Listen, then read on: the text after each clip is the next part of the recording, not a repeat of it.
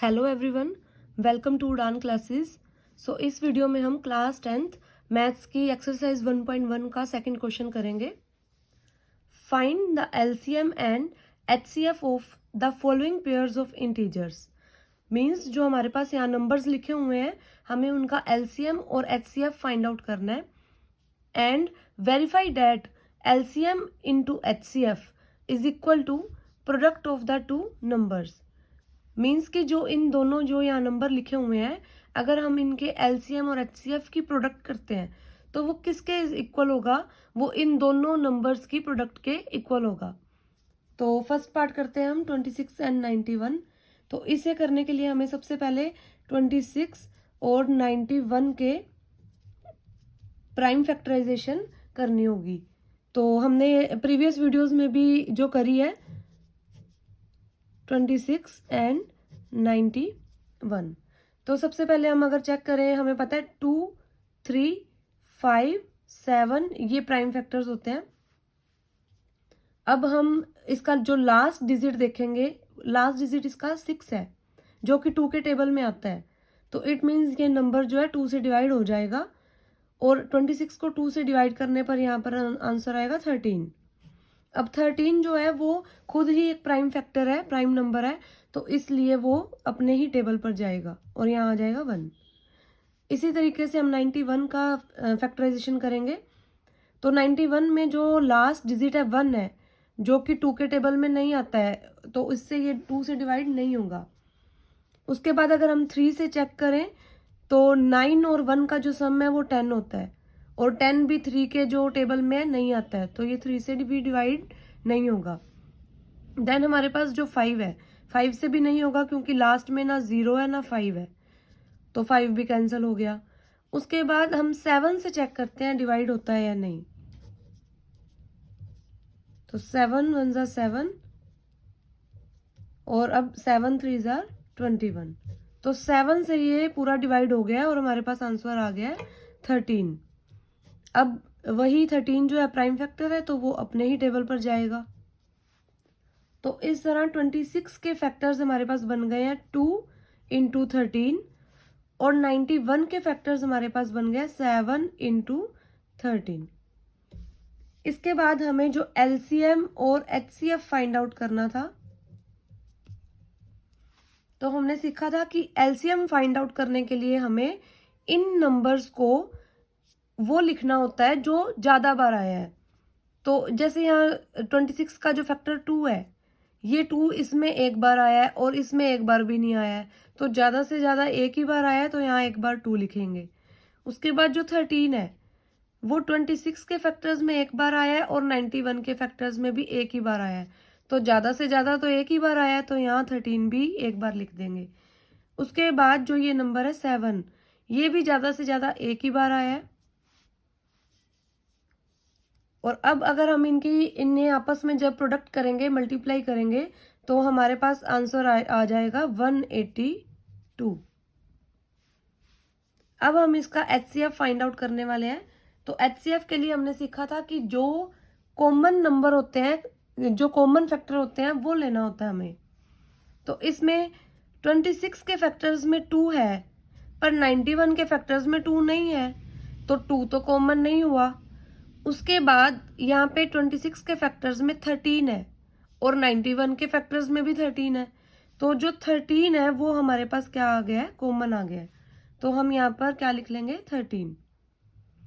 उसके अलावा अगर हम इसे 7 को देखें तो 91 के फैक्टर्स में 7 है पर 26 के फैक्टर्स में 7 नहीं है, तो हमारे पास सिर्फ कॉमन क्या आया है? 13।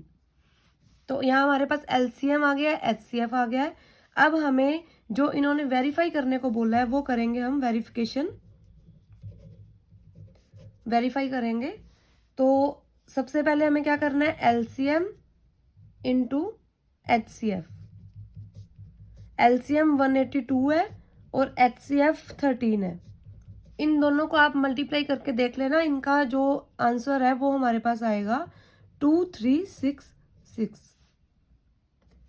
अब हमें एलसीएम एचसीएफ हमने देख लिया है क्या आया है। अब हमें करना है product of to numbers, means first number into second number. तो फर्स्ट नंबर हमारे पास 26 है और सेकंड नंबर हमारे पास 91 है। तो इन दोनों की जब हम मल्टीप्लाई करेंगे तो भी आंसर आएगा हमारे पास 2366। ये आप खुद चेक कर सकते हो मल्टीप्लाई करके। तो इस तरह हमें हमारे पास जो लेफ्ट साइड है वो राइट साइड के इक्वल आ गई है। तो यहाँ हम लिख देंगे हेंस वेरीफाइड। तो हमारा जो फर्स्ट पार्ट है वो कंप्लीट हो गया है। सेम इसी तरह से अब हम सेकंड पार्ट करेंगे। 510 एंड 92।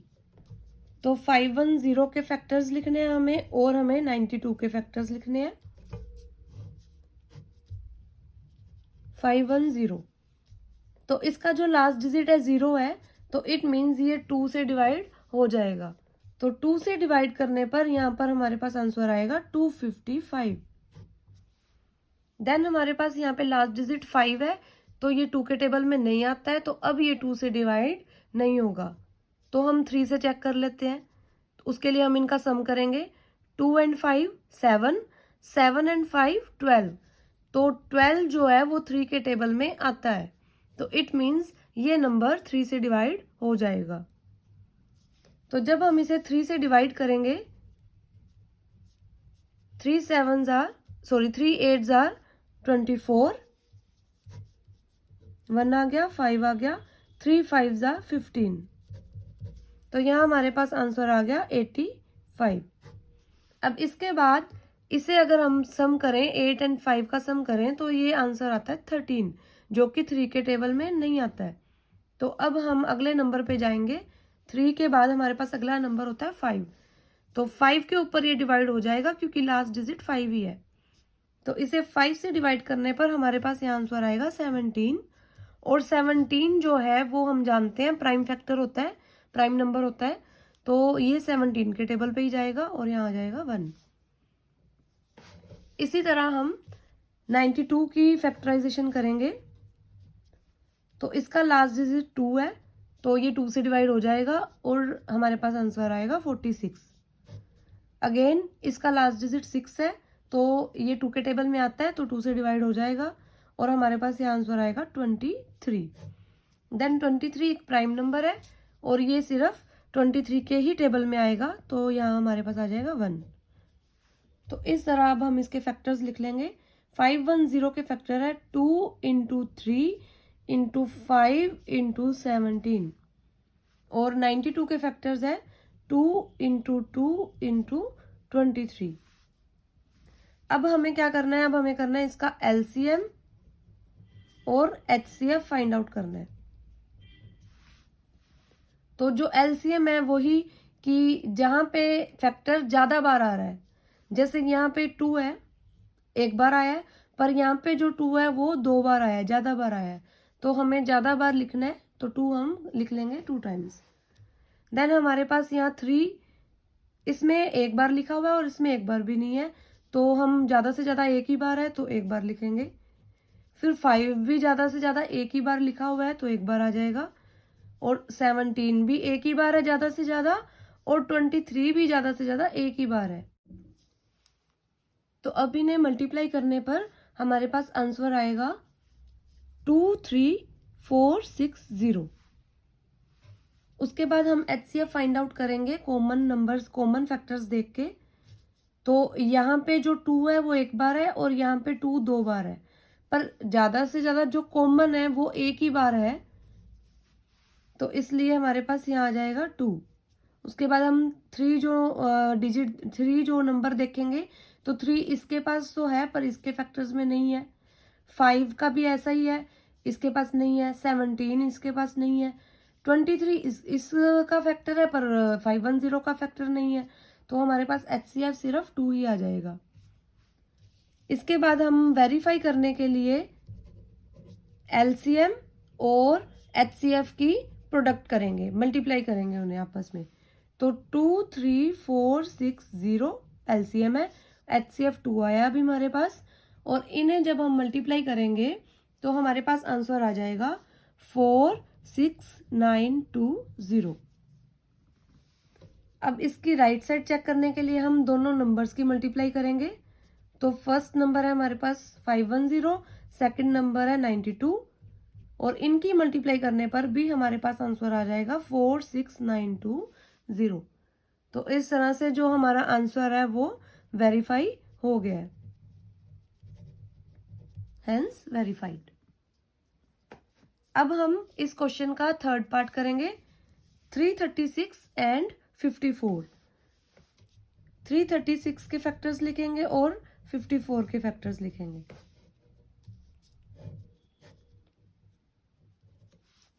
इसे हम सबसे पहले 2 से चेक करते हैं। तो 2 के टेबल में 6 आता है, इसलिए ये नंबर 2 से डिवाइड हो जाएगा और डिवाइड करने पर यहाँ पर आंसर आएगा हमारे पास 1, 6 एंड 8। देन अगेन ये नंबर हमारे पास 2 से डिवाइड हो जाएगा क्योंकि लास्ट डिजिट 8 है, 2 के टेबल में आता है। तो यहाँ पे हमारे पास आंसर आएगा 84।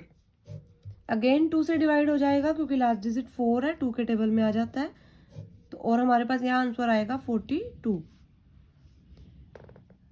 अब इसके बाद जो 42 है उसे हम अगर चेक करेंगे तो वो भी जो है 2 से डिवाइड हो जाएगा और यहाँ पर हमारे पास आंसर आएगा 21।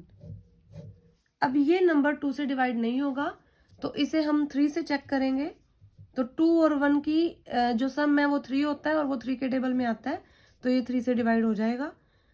3 7 are 21। 7 सिर्फ अपने टेबल पर जाएगा और यहाँ आ जाएगा 1। इसी तरह हम 54 की प्राइम फैक्टराइजेशन करेंगे। 54 2 से डिवाइड हो जाएगा, 27 आएगा।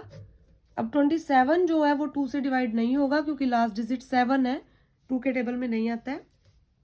तो इसे 3 से डिवाइड करेंगे और 3 9 are 27 होता है, तो यहाँ 9 आ गया। उसके बाद 9 भी 3 से डिवाइड होएगा और यहाँ पे आएगा 3, फिर ये 3 के टेबल में जाएगा और यहाँ आएगा 1। तो इस तरह से अब हम इसके प्राइम फैक्टर्स लिख लेंगे। 336 के प्राइम फैक्टर्स हैं 4 times 2 है और फिर है 3 into 7। ऐसे ही 54 के फैक्टर्स हैं 2 into 3 into 3 into 3। अब हमें इनका एलसीएम फाइंड आउट करना है। एलसीएम के लिए हम वही देखेंगे जो नंबर ज्यादा बार आया होगा। तो इस 336 के फैक्टर्स में 2 जो है वो 4 टाइम्स आ रहा है और 54 में 2 सिर्फ 1 टाइम आ रहा है, तो हम इसे यहाँ पर 4 टाइम्स लिख लेंगे। उसके बाद जो ये 3 है वो इसमें एक बार आ रहा है और 54 में यहाँ पे 3 टाइम्स आ रहा है, तो यहाँ पे हम 3 को 3 टाइम्स लिख लेंगे क्योंकि हमें ज़्यादा से ज़्यादा बार लिखना है। फिर 7 ज़्यादा से ज़्यादा 1 टाइम आ रहा है, इनके पास आ ही नहीं रहा है, तो 7 को 1 टाइम लिख लेंगे। अब इनकी हम मल्टीप्लाई करेंगे जब, तो हम इस तरीके से कर लेंगे कि 2 की मल्टीप्लाई आपस में कर लेते हैं। तो इनकी आपस में मल्टीप्लाई करके यहाँ 16 आएगा। 3 एंड 3 की मल्टीप्लाई करके हमारे पास 27 आएगा, देन 7। और जब इन्हें हम आपस में मल्टीप्लाई करेंगे तो हमारे पास आंसर आ जाएगा 3024। अब इस तरह हम HCF फाइंड आउट करेंगे कॉमन फैक्टर्स देख के। तो 2 and 2 ये कॉमन है। अब इनके पास और 2 है पर इनके पास और 2 नहीं है, तो और कॉमन नहीं निकलेंगे 2 इनमें से। देन 3 को अगर देखें तो 3 इनके पास एक बार है, इनके पास 3 बार है, पर ज्यादा से ज्यादा तो एक ही बार निकलेगा कॉमन। तो हमारे पास कॉमन फैक्टर आ गया 2 into 3। उसके अलावा इन दोनों में कोई भी डिजिट जो है कॉमन नहीं है, तो 3 2s आ जाएगा 6। अब हम इनकी वेरिफिकेशन करेंगे। तो LCM इंटू HCF। LCM है हमारे पास 3024 और HCF है हमारे पास 6। इनकी मल्टीप्लाई करने पर हमारे पास आंसर आएगा 18144। और राइट साइड को जब हम करेंगे तो first number into second number. First number हमारे पास 336 है, सेकेंड नंबर हमारे पास 54 है और इनकी मल्टीप्लाई करने पर भी आंसर जो है 18144 आएगा। तो दोनों आंसर सेम आ गए हैं, इट मीन्स यहाँ पर हमारा ये क्वेश्चन भी जो है वो वेरीफाई हो गया है। तो इस तरह से आप इन क्वेश्चंस को सोल्व कर सकते हो।